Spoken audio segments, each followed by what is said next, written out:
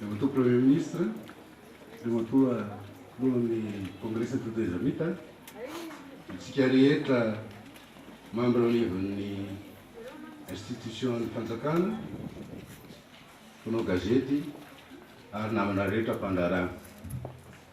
Ho fony teniko ny antony dia tsotra, so zaho rehetra amin'ny masotsika izao, izay antony isian'ny lanonana ankehitriny dia milaza manabaribary ny fahombiazana eo amin'ny fitantanana, fahombiazana amin'ny fitantanana orinasa, fahombiazana ihany koa amin'ny fitantanana ny asa, izay laseho an'ny TV Plus tarihan'ny namana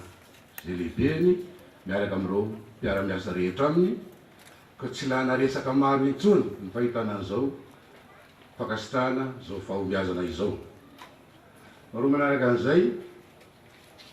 akasitrahana ihany koa ny TV Plus tamin'izay asa rehetra nataony nandrisy izay nisiny izay, ary aravena manokana eto izy na tratran'izany faha-13 taona nahaterahany izany. Asa goavana, asa masina nataony teo amin'ny ivon'ny asa fanaovana gazety. Ny amin'ny hoe tsy fitovik-hevitra, tsy dia izay loatra angamba fa ny ministera serasera dia natao hanampy ny asa fanaovana gazety ary mampiatra ny lalàna ka ho raisitsika ny fanampiana mpitiavana sy zavatra rehetra ataon'ny ministera serasera fa tsy sanatriany vava ho ady akory, satria mpirahalahy mianala antsika rehetra tsy mijanona raha tsy any amin'ny farany. Koa dia raina manokana ny TV Plus Madagasikara nahavita an'izao fototrasirasa lehibe zao, izay mariky ny fandrosoana, mariky ny fahaiza-manao amin'ny lafiny rehetra. Ho mariky izany, fakasitrahana izany dia nanao fangatahana amin'ny ministera serasera izay isaorana manokana amin'ny filohan'ny tetezamita avy any ekeny,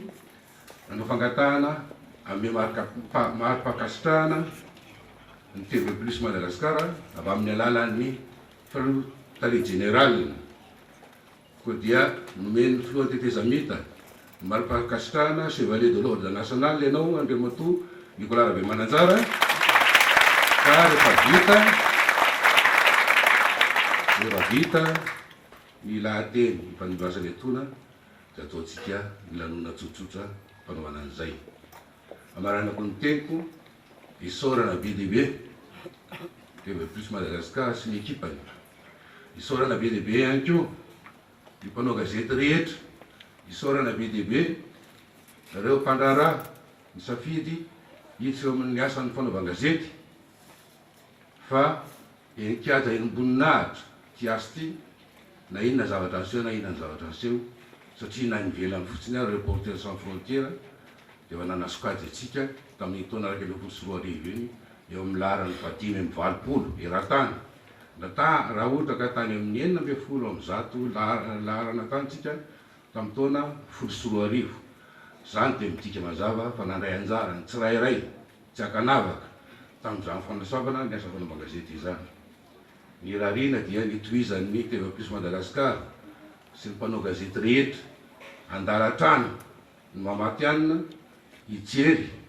matetika ny fanatanterahana ny lalàna, fa raha sanatria misy ny fanadonodonona dia mitsangana amin'ny ministera serasera mampatsiahy an'izay fanarahana ny lalàn'izay avy amin'ny alalan'le lettre de mise en demeure, fa tsy ady akory zany fa fitiavana. Sôra tokola bakasitraka tompokavo.